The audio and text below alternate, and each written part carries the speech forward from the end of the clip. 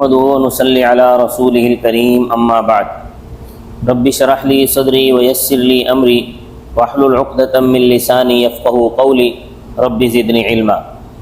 آج مجالس سیرت النبی صلی اللہ علیہ وسلم کی 29ویں مجلس ہے۔ جب آپ صلی اللہ علیہ وسلم کی عمر مبارک 35 سال ہوئی تو اس وقت قریش نے کعبۃ اللہ کی اثر نو تعمیر کا ارادہ کیا۔ کعبۃ اللہ کی تعمیر ہر شخص اپنی سعادت سمجھتا تھا۔ کعبۃ اللہ چونکہ پہاڑوں کے درمیان واقع ہے تو جب بھی بارش ہوتی بارش کا سارا پانی کعبۃ اللہ میں جمع ہو جاتا تھا، اس وجہ سے کعبۃ اللہ کی عمارت بوسیدہ ہو گئی تھی۔ اب جب تمام رؤسائے قریش اس بات پر متفق ہو گئے کہ بیت اللہ کو منہدم کر کے اثر نو بنایا جائے تو ابو وہب بن عمر مخزومی جو آپ صلی اللہ علیہ وسلم کے ماموں تھے وہ کھڑے ہوئے اور قریش سے مخاطب ہو کر کہا کہ یہ دیکھو، بیت اللہ کی تعمیر تو اثر نو کرو، لیکن بیت اللہ کی تعمیر میں جو کچھ خرچ کیا جائے گا وہ کسب حلال ہو، صرف حلال مال سے بیت اللہ کی تعمیر ہو، لہذا چوری کا پیسہ، زنا یا سود کے مال کا کوئی پیسہ اس میں شامل نہیں کیا جائے گا۔ سب نے اس پر اتفاق کیا۔ اس سے پہلا سبق ہمیں یہ ملتا ہے کہ اللہ کے گھر کی تعمیر جب بھی کی جائے حلال مال سے کی جائے، سود یا حرام مال مساجد و مدارس میں نہیں لگانا چاہیے۔ اب جب سب نے اتفاق کر لیا تو کسی میں یہ ہمت نہیں تھی کہ اس بوسیدہ عمارت کو گرائیں، کیونکہ اس سے پہلے سب ابرہہ کا حال دیکھ چکے تھے۔ چنانچہ ولید بن مغیرہ کھڑا ہوا، اس نے کہا کہ اے اللہ، ہم صرف بھلائی اور خیر کی نیت رکھتے ہیں، یعنی ہم کسی غلط ارادے سے کعبۃ اللہ کو منہدم نہیں کر رہے بلکہ ایک نیک مقصد رکھتے ہیں۔ یہ کہہ کر ولید نے کعبۃ اللہ کا کچھ حصہ گرا دیا، مگر لوگ پھر بھی آگے نہ بڑھے اور صبح کا انتظار کرنے لگے کہ شاید کوئی آفت آ جائے۔ لیکن جب صبح ہوئی تو ولید پر صبح تک کوئی آفت نہیں آئی۔ لوگوں نے دیکھا کہ تو کچھ بھی نہیں ہوا۔ یہ دیکھ کر لوگوں میں ہمت بڑھی اور سب نے جمع ہو کر کعبۃ اللہ کی بوسیدہ عمارت کو منہدم کر دیا۔ اس دوران یہ ہوا کہ جدہ کی ایک بندرگاہ پر ایک بحری جہاز ٹکرایا اور ٹوٹ گیا، اور چونکہ اب تک کعبۃ اللہ کی عمارت کی چھت نہیں تھی لہذا اب کی بار اس کے تختے کعبۃ اللہ کی چھت کے لیے لائے گئے، اور باقوم نامی ایک رومی معمار تھا، اس سے کعبۃ اللہ کی تعمیر کروائی گئی۔ دروازے کی جانب بنی عبد مناف اور بنی زہرہ کے حصے میں آئی، بنی زہرہ کے حصے میں آئی اس کی دروازے کی جانب کی تعمیر۔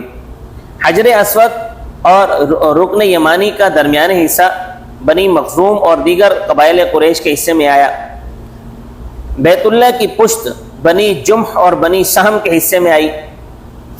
حتیم بنی عبدالدار بن قصی بنی اسد اور بنی عدی کے حصے میں آیا۔ گویا سب نے مل کر کعبۃ اللہ کی تعمیر کو مکمل کیا۔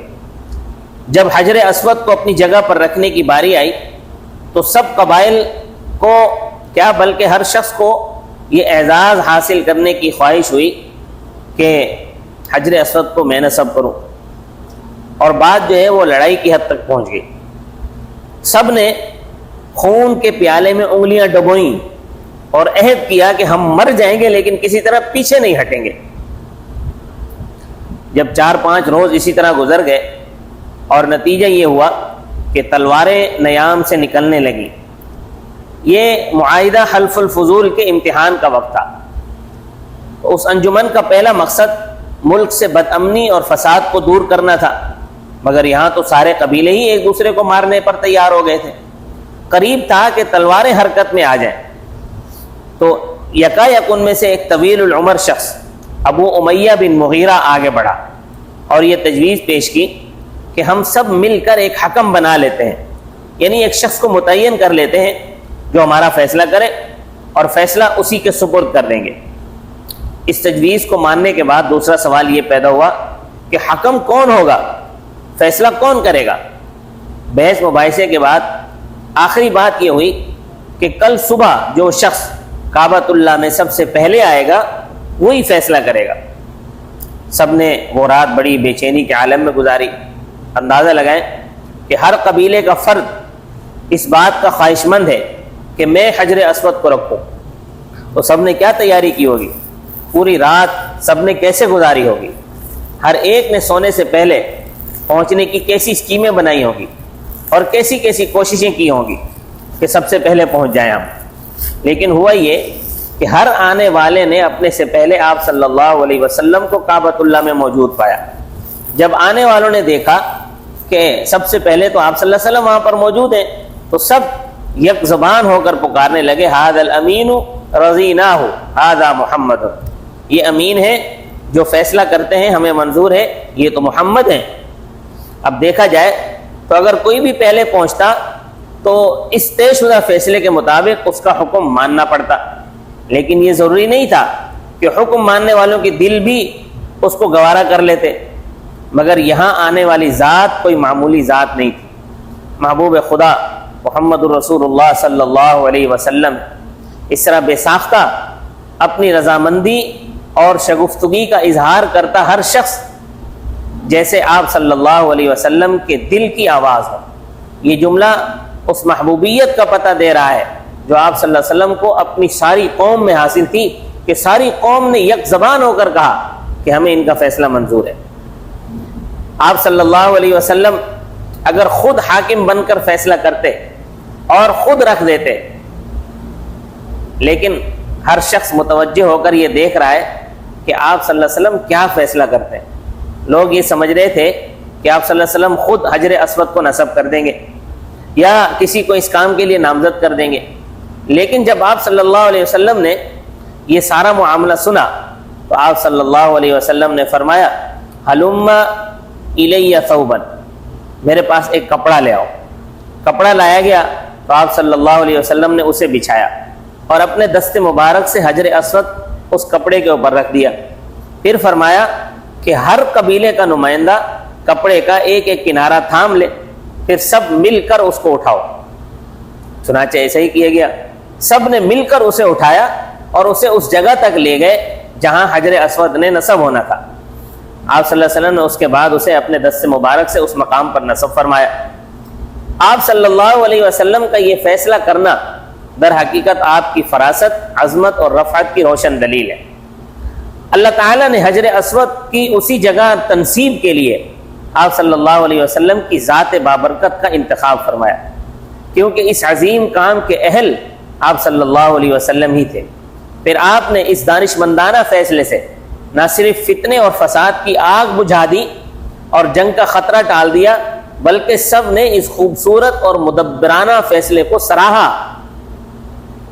بات دیکھنے میں معمولی سے نظر آتی ہے، لیکن حقیقت اگر سامنے لائیں تو نبی صلی اللہ علیہ وسلم کا رخ ابتدا ہی سے صحیح سمت میں ہوتا ہے۔ آپ صلی اللہ علیہ وسلم کا یہ فیصلہ کتنی قدریں اپنے دامن میں لیے ہوئے ہیں، اس موقع پر تلواریں حرکت میں آنے لگی تھی۔ اگر خدا نہ خواستہ کسی ایک کی گردن پر تلوار لگ جاتی تو پھر نہ ختم ہونے والی جنگ کا ایک نیا سلسلہ شروع ہو جاتا اور پھر یہ چلتا رہتا۔ یہ حلف الفضول ہی کا صدقہ ہے جو ابو امیہ بن مغیرہ نے تحکیم کی رائے دی۔ پھر آپ صلی اللہ علیہ وسلم نے اس موقع پر حجر اسود کے نصب کرنے میں جس دانائی، حکمت اور تدبر کا مظاہرہ کیا، اس سے نہ صرف یہ کہ جنگ رک گئی، بلکہ ایک بڑا درس، بڑا سبق اس سے یہ حاصل ہوا کہ انسانی خون کو محفوظ رکھنے اور باہمی اختلاف کو دور کرنے کے لیے مختلف متضاد عناصر کو ایک مرکز پر کس حکیمانہ طریقے سے لایا جا سکتا ہے، اور وہ مرکز، وہ نقطہ سب کے لیے قدر مشترک کا کام دے۔ کعبہ ہو یا حجر اسود، یہ سارے افراد کی مشترکہ ملکیت ہے، اور اس کی غرض سارے بنی آدم کو اجتماعیت اور امن کی دولت سے نوازنا ہے، کیونکہ قرآن کریم میں وَإِذْ جَعَلْنَا الْبَيْتَ مَثَابَةً لِلنَّاسِ وَأَمْنًا، ہم نے بیت اللہ کو لوگوں کے لیے ثواب اور امن و امان کی جگہ بنایا۔ آپ صلی اللہ علیہ وسلم کا نمائندگی کا اصول بنانا ہمارے لیے اس میں سبق ہے۔ آپ صلی اللہ علیہ وسلم کی ہستی اتنی محبوب تھی کہ آپ کے حکم ہونے کے بعد خود ہی حجر اسود اگر نصب کرتے تو کوئی شائبہ نہ ہوتا، لیکن آپ نے ایسا نہ کیا، بلکہ سارے قبائل کو جمع کیا۔ اب تمام افراد کا ایک چادر پر شریک ہونا ممکن ہی نہ تھا، اس لیے آپ صلی اللہ علیہ وسلم نے نمائندگی کا اصول بنایا، اور وہ ایسا اصول ہے جسے کاروباری زندگی کے ہر مرحلے پر برتنا پڑتا ہے۔ اب یہ چادر محض ایک چادر نہ تھی، بلکہ آئندہ آنے والوں کے لیے ایک مثالی پیغام تھا، جس میں ہر رنگ و نسل، ہر وطن و زبان، ہر پیشہ اور ہر مذہب کا آدمی شریک ہو سکے۔ اس فیصلے سے ایک اعزاز تو آپ صلی اللہ علیہ وسلم کو یہ حاصل ہوا کہ قبائل کے درمیان ہونے والی وہ جنگ اور وہ جھگڑا جو شروع ہونا تھا اس کو آپ نے ختم کر دیا۔ دوسرا، آپ کو اللہ تعالیٰ نے ایسی بھرپور صلاحیتوں سے نوازا تھا کہ آپ صلی اللہ علیہ وسلم مشکلات کا آسان حل تلاش کرتے تھے، اور یہ چیز آپ صلی اللہ علیہ وسلم کی پوری حیات طیبہ میں نظر آتی ہے۔ آپ صلی اللہ علیہ وسلم کی رسالت اور نبوت کی ایک اہم دلیل ہے۔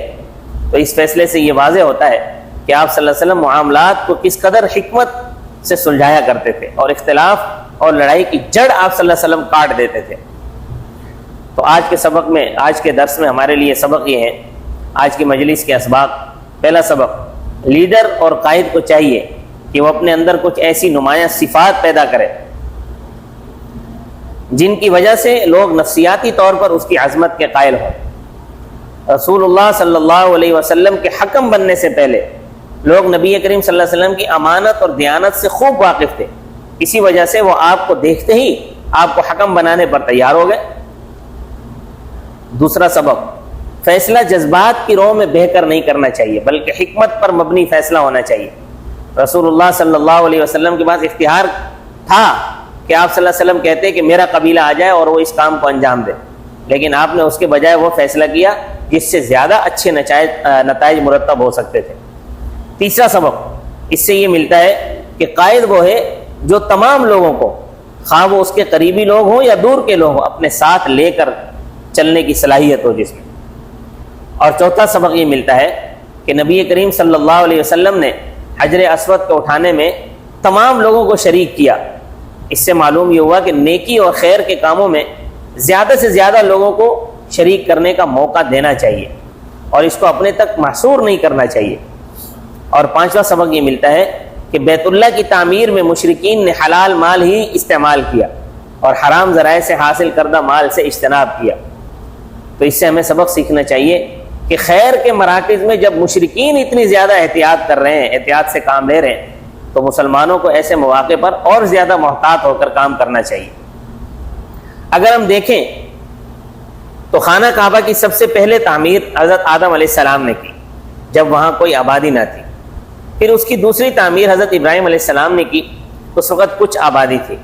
پھر آپ صلی اللہ علیہ وسلم کے دور میں تعمیر ہوئی، مگر اس وقت کچھ حصہ باہر رہ گیا جسے حتیم کہتے ہیں۔ اس کی وجہ یہ ہوئی کہ قبائل قریش نے تعمیر میں حلال کمائی کی شرط لگائی تھی، لیکن وہ حلال کمائی کم پڑ گئی، تو اس حصے کو یوں ہی رہنے دیا۔ آپ صلی اللہ علیہ وسلم کی خواہش اس حصے کو تعمیر میں داخل کرنے کی تھی، چنانچہ فرماتے ہیں کہ اگر میری قوم نئی مسلمان نہ ہوتی اور ان کے فتنے میں پڑنے کا اندیشہ نہ ہوتا تو میں کعبے کی اس تعمیر کو گرا کر حتیم کو اس میں شامل کر دیتا۔ پھر جب حضرت عبداللہ بن زبیر جو حضرت عائشہ رضی اللہ تعالیٰ عنہ کے بھانجے تھے، پھر انہوں نے تعمیر کی، یہ مکہ کے امیر بنے، تو انہوں نے اپنے خالہ سے یہ خواہش نبی کریم صلی اللہ علیہ وسلم کی سنی، تو انہوں نے حتیم کو کعبے کے ساتھ ملا دیا۔ لیکن حجاج بن یوسف نے ان کو شہید کر کے ان کی تمام نشانیاں مٹا دی اور کعبے کو دوبارہ پرانے طرز پر دوبارہ کر دیا۔ پھر حجاج بن یوسف کے بعد ہارون الرشید نے دوبارہ ملانے کا قصد کیا، لیکن امام مالک رحمۃ اللہ علیہ نے یہ کہہ کر منع فرما دیا کہ بار بار گرانے میں خانہ کعبہ کی بے حرمتی ہے، لوگوں کے ہاتھوں یہ کھلونا بن جائے گا۔ چنانچہ پھر کعبۃ اللہ کو اسی حالت پر چھوڑ دیا گیا، اور اب تک وہ اسی حالت میں موجود ہے۔ اللہ تعالی ہمیں نبی صلی اللہ علیہ وسلم کی تعلیمات کے مطابق اپنے فیصلے کرنے کی توفیق عطا فرمائے۔ وما علینا الا البلاغ المبین۔